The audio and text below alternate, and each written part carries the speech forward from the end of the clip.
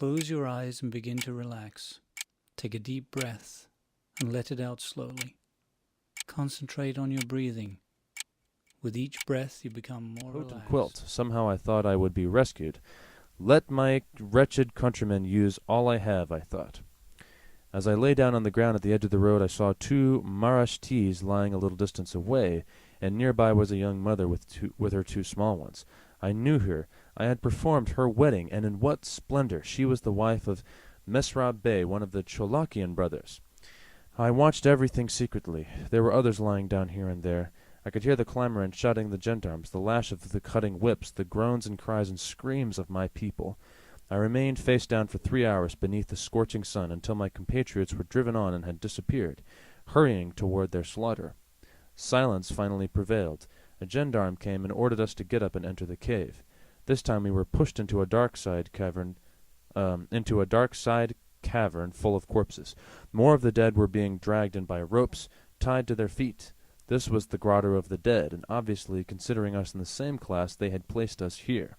But in spite of these horrid sights, I was comforted by the thought that the one who had caused me to stay here would take me out and lead me to a safe place. I waited. Who was that man? I did not know. How he had found me and why he had dared leave me here, I did not know. What was to happen to me, I did not know. Hours passed. My hope and comfort were being consumed. My fear and doubt were growing. I felt a kind of regret that I had heeded the voice of the stranger. Perhaps I should have gone on with the convoy. I had no food, nor money, nor anything. At least I said to the two men from Marash, "Come, let us pray that God may find a way to help and free us." Let's see here. Lots of pictures here. Thus bowing our heads in the grotto of the dead and spoke to the God of the living. A little later, an Armenian young man came into the cave. He was Dr. Hozvep Bejian's servant, Alexander by name. Thinking that the convoy had not yet gone on, Dr. Merrill had sent him to tell me there was no hope for my safety and to give me some medicines and 20 liras with his remembrances. I accepted the medicines but not the money, knowing that the gendarmes would soon take it away from me. I told Alexander to return the money to Dr. Merrill, to inform him of my present condition, and to ask him, if possible, to try again for my freedom. One of my friends asked Alexander to inform his mother-in-law, living in Aintab, that he was here, that she should bring us something to eat. This much, and Alexander departed. Now my darkness had thickened, and hopelessness was enthroned. A few more hours went by, and my friend's mother-in-law came and brought us something to eat. We ate, and were refreshed. Of course, all who had came into the cave did so only after heavy payments. Receiving permission, we came out of the grotto of the dead, and sat down in a slightly more airy place. As night pressed on, I stretched out on the rocky ground, and slept. At least during the hours of sleep, we were unconscious of our sad existence. In the morning, we somewhat satisfied the demand of hunger with the crumbs left over from the previous day. The hours passed, and we fell deeper and deeper into dejection. At noon, another stranger came to us. He asked for me. We withdrew into a corner, and he handed me a letter. It said, "Badveli, with sincere love and moved by the desire for service, I caused you to stay here, hoping in some way to save you from this den. But, after using every possible means, I find I am unsuccessful. The only thing that can be done is this: flee with the bearer of this message, and enter the city and hide." But, fearful and troubled, I said to the second stranger friend, "Go and salute my friend. I am grateful because of his sincere love.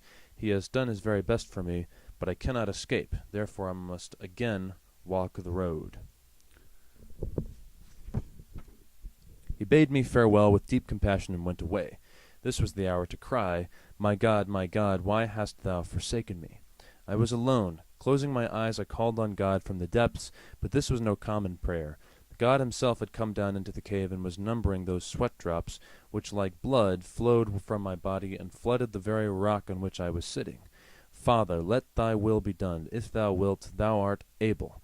Let me not drink this bitter cup, but if it is thy will that I drink it, help me that willingly and trustingly I may drink it." My prayer over, the light of the Mount of Transfiguration shone on me, and I was happy. I returned to my friends and began to speak with them. The sun fell at last. Again darkness came. We were lying on the ground.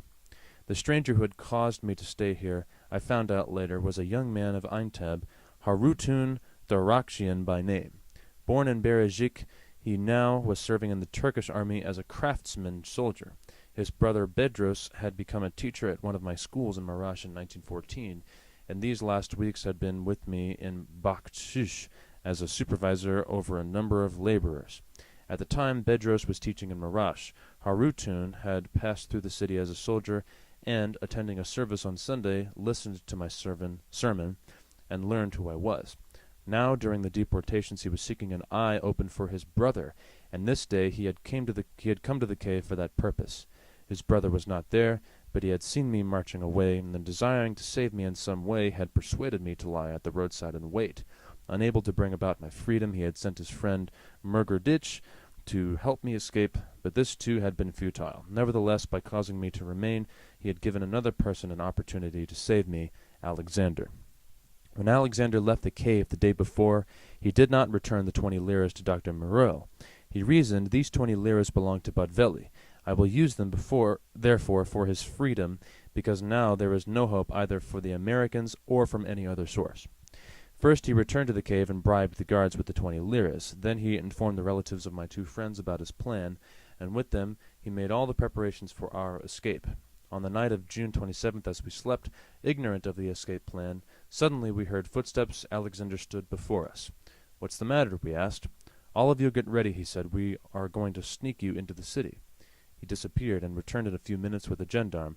They led us out of the cave. We were in the open air. Alexander led, we three followed, and the gendarme came after. We walked with the greatest caution through secret places. In a little while the gendarme went back to the cave. Thus by roundabout paths we reached the American hospital without meeting anyone. Alexander rapped on the gate, which opened, and pushing us inside he vanished. The hospital had been taken over by the government and was now full of wounded Turkish soldiers, officials, servants, and guards. Only a small building in one corner of the compound had been left to the American missionaries. It was a miracle that one of the Turks did not see us. The man who had opened the gate was an Armenian, informed ahead of time of our escape by Alexander. I knew the campus, and so we quickly passed over to the American side, where I found a native of Severek, my beloved sexton, sister Mary's son, Hovannes Sarkissian. He received us gladly and led us to a place of safety. He gave us food to eat, and that night he made me sleep in his own bed. My two friends were spirited away from this building by their relatives and hidden in another safe place in the city. I had thought that my escape had certainly been planned with the knowledge and approval of the Americans, but they knew nothing about it. Indeed, rather than according me my cordial welcome and protection, when they learned that I was on their campus, they sent me a note, not coming to me themselves, saying, "You must leave our building at once. Your presence here is dangerous to us and to all the orphans in our charge." This statement had some truth in it. They were caring for hundreds of Armenian orphans, and it would not have been right for them to protect me at the risk of these children, since strict orders had been given.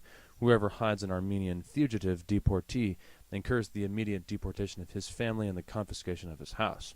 Foreigners, too, will be sentenced to punishment if they are thus unfaithful to the government. But since I had no place to go, I became obstinate. Although my escape had come without the knowledge and approval of the Americans, nevertheless I was now in their circle. I could either remain or go and surrender to the government and face immediate death. For 3 days I simply hid. On Sunday, July the 2nd, the same dirge was repeated, "You must leave the building," and I answered with the refrain, "I have no place to go." On Sunday I received my ultimatum, "This very day you must leave the building." I did not know what to do. I was praying, I was thinking.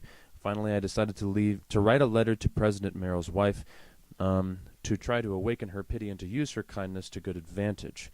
Women are more sympathetic than men and have great influence over their husbands.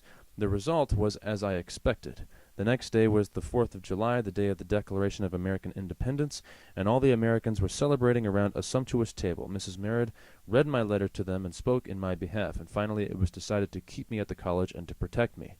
That night I shaved my beard and cut my hair. Wearing an ordinary workingman's zibin, I joined Dr. and Mrs. Merrill as their servant, and we three left the hospital and proceeded to the college building about a quarter-hour's distance from the city. I entered this building on July 4th, 1916, and it was on September 4th, 1918, that I returned to Marash and was again with my loved ones. Thus I remained hidden here in Aintab for 26 long months. I hope you all enjoyed this reading.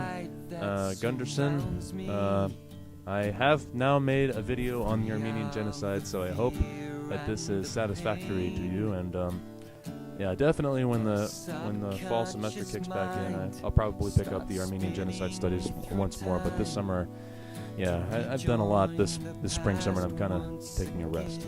But anyway, maybe I'll do a couple more this summer. Anyway, this is Laird of Garskadden signing out. Starting to feel lost in the haze of a dream,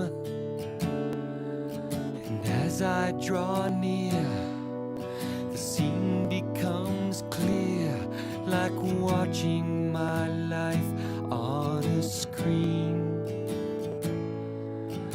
Hello, Victoria.